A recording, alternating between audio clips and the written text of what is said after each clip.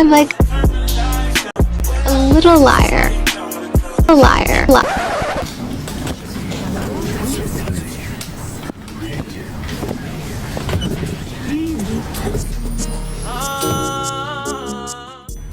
Hi everybody, welcome back to my channel. I'm trying to get back into the swing of things. It's been a while since I made videos on a regular basis, and back then I didn't have a full-time job. She get money, her body tea, she's super thick, she's super pretty. Why am I wearing this bonnet, you ask? I don't know. I slept in it, I did my makeup in it, and I just haven't taken it off. I will in a second though, don't worry. You might want to go on home now because I'm here. Outfit, let's take a look. I'm actually wearing pajama pants right now. They are strawberry shortcake because she's my body. The top is like, I don't know. It's like, it's this top that I normally hate, but for some reason I really like it. I'm wearing under my Betty Boop mesh shirt, so like that. This is a ridiculously thick necklace from Hot Topic. Oh my god. And it's supposed to go this way, but it just felt like a lot. So I decided to turn it back. Headphones have strawberries in them. They're from Five Below. Okay.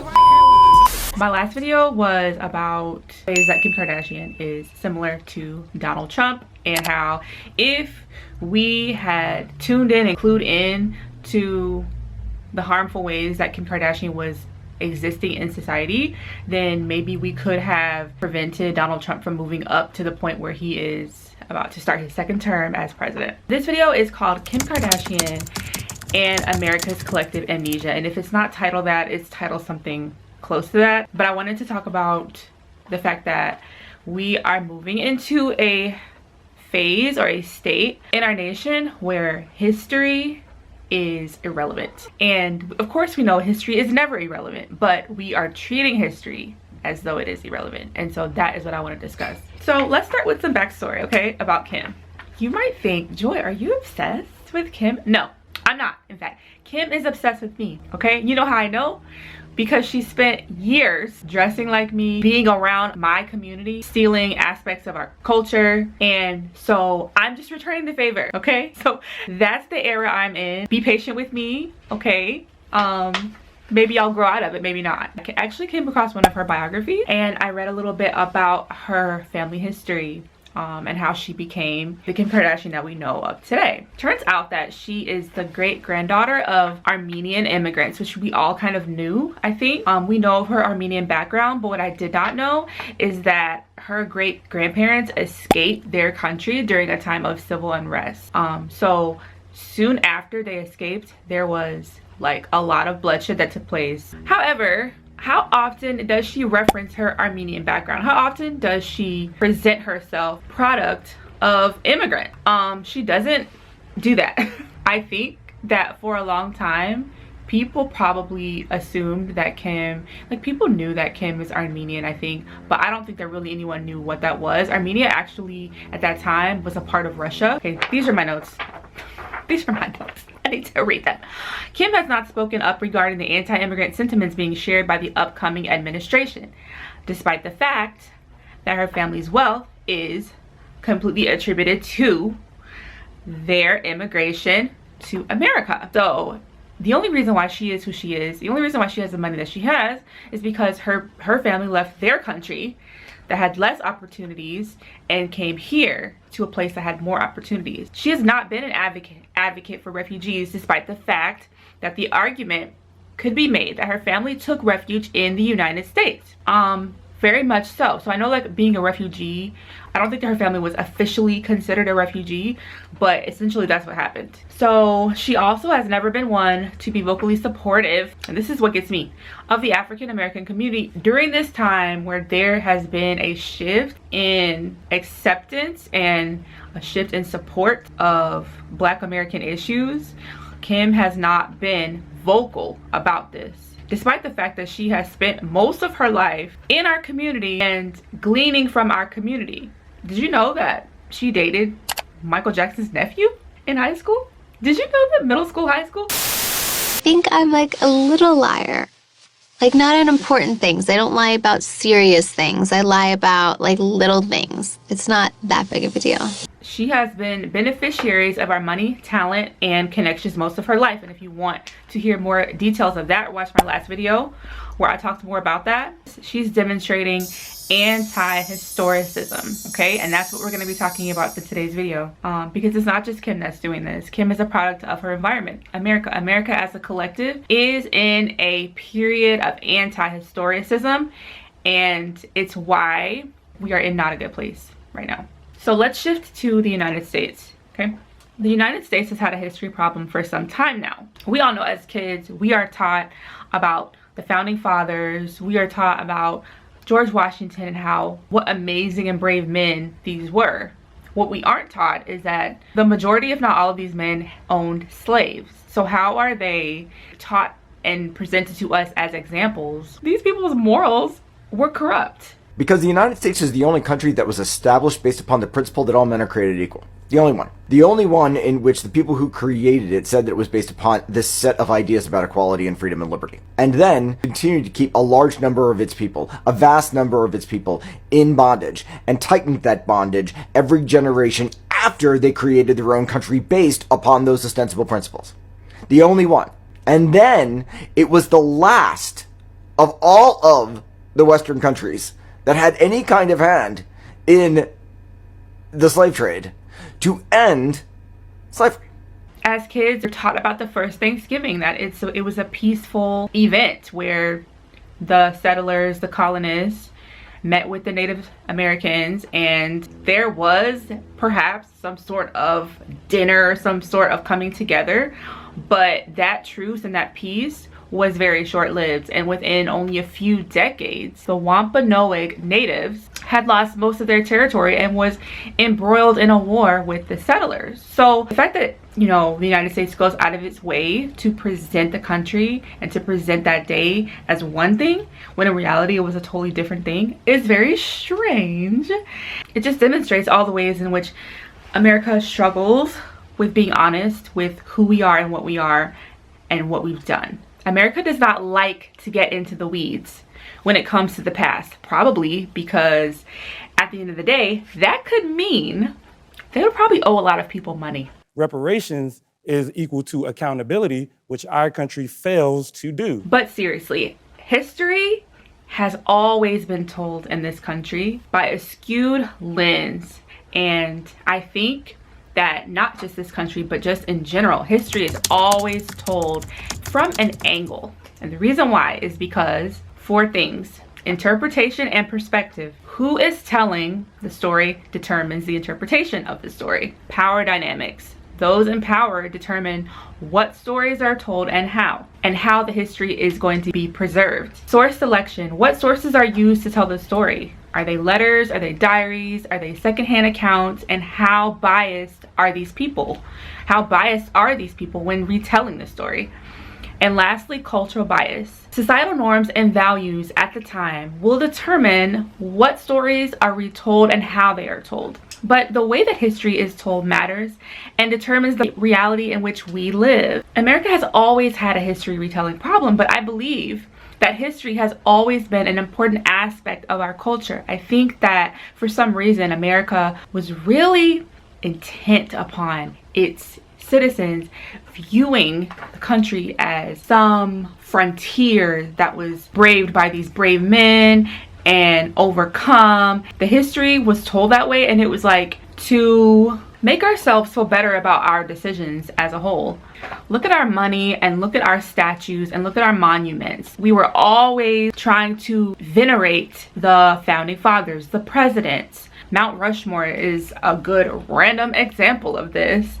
The country has favored the white male in its historical perspective, and many minority voices have been silenced, but the story was still being presented in some sort of way. So Martin Luther King Jr. Day is an example of this. Black History Month is an example of this, of the attempt of America to try to present some sort of history to its people, and to try, even if it was a skewed angle and even if it wasn't the whole truth, to try to at least make an attempt to retell what happened in our country during each period, each time period. But something is shifting in our country and it is unsettling. I would posit that this shift has begun with the popularity and the rise of social media.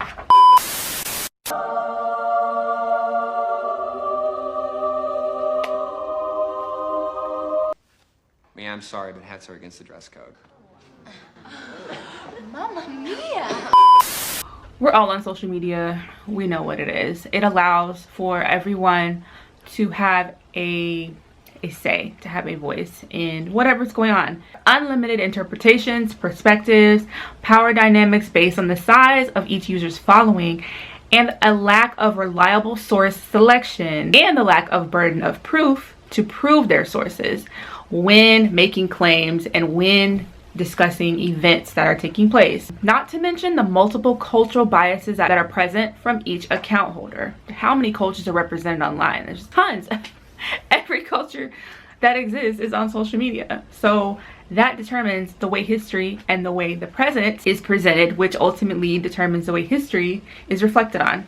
What is anti-historicism? Well, it is any aesthetic that rejects the explanation of or the existence of phenomena, especially social and cultural practices, by neglecting or refusing to study the process or history by which they came about. For the first time in America's history, it no longer cares about its own history. We see the truth in this through the recent discussion of banning books, the way that Black history courses are being removed from universities and school curriculum, the recent overturning of affirmative action due to it being so-called a violation of equal protection clause of the 14th Amendment, which guarantees equal protection under the law. All of these are done under anti-historicism. America just elected real estate developer, reality show host, womanizer, bankrupt businessman, most Googled man in the world, and billionaire Donald J. Trump to the presidency for the second time.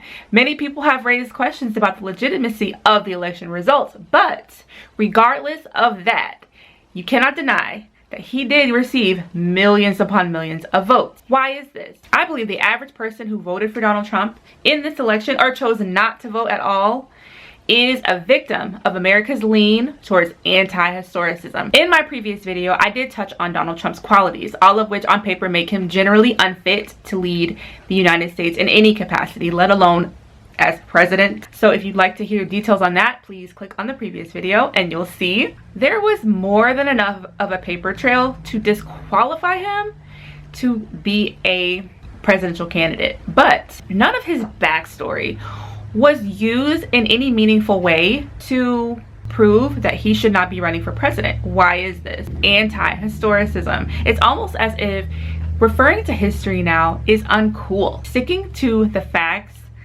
of the present, let alone referring to the facts of the past, is seen as a buzzkill, is seen as just, I don't even know what it is. I just know no one's doing it. Let's reference back to 2020 and COVID. It hit the US hard, causing us to lose an estimated 385,000 Americans in that year of 2020 from the virus. Lockdowns and businesses shutting down caused the largest global crisis in more than a century worldwide. This, for us, triggered price gouging and inflation. Prices are on average 22% more expensive today than they were prior to COVID and the pandemic recession. Yet, the distinct correlation between COVID and the economy is rarely mentioned in conversations about the economy, especially during this recent election by either party. This is glaringly obvious to me.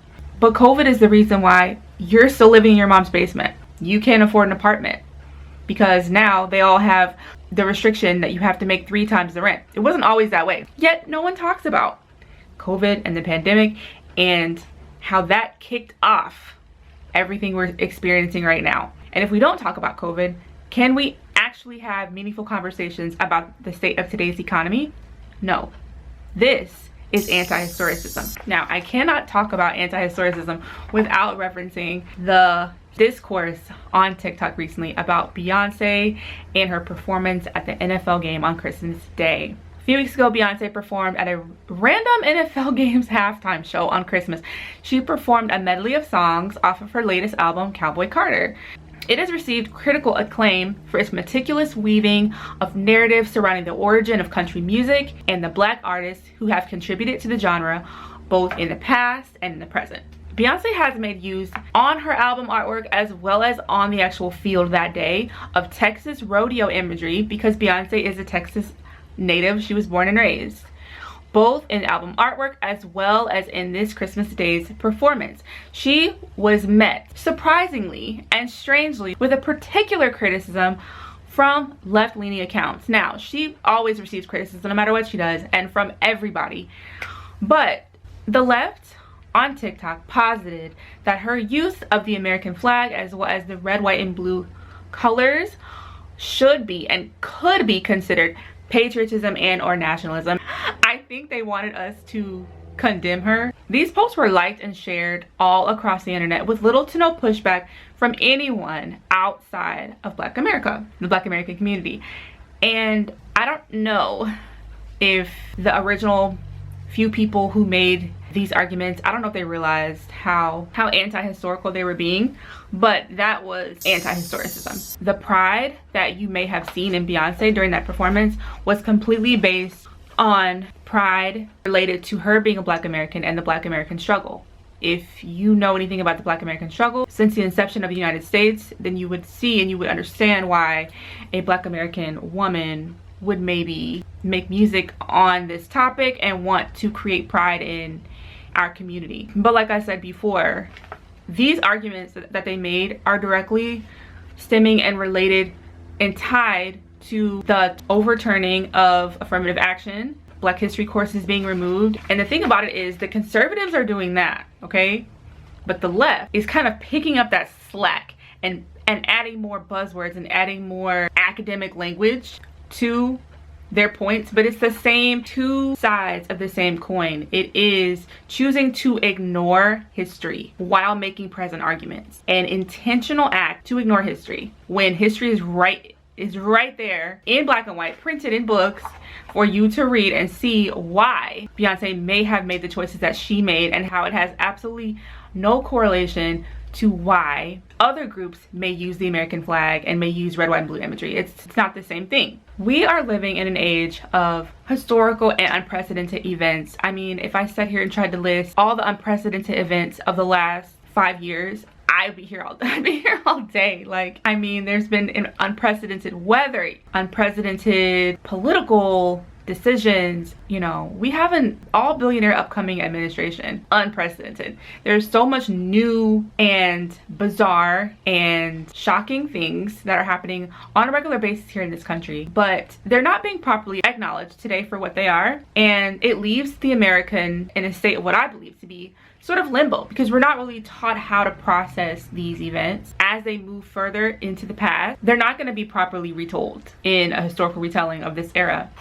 But it seems, you know, altogether the country doesn't care. It's a scary path that we're headed down, because it's up to us, the everyday person, to try to make sense out of these events when we shouldn't have to be the ones to do that on our own. There should be a COVID Memorial Day, the same way that we stop and we process 9/11. It's up to us to choose to not to just exist in a hyper present state, but to stop and remember the past and the building blocks that created the moment we are in. This is the only way that we will be able to build a better future, which is what I think that we all want, right? But it's not going to just happen. It's going to take intentionality from all of us. And what we're doing now, the way that we have just decided to not care about what happened in history, what history says, to not properly process historical events that are happening right now as we live and breathe. Well, that's all I have for this video. Sorry, I'm hoarse. Thank you for watching. I'll see you in my next one. Like, comment, and subscribe. Bye.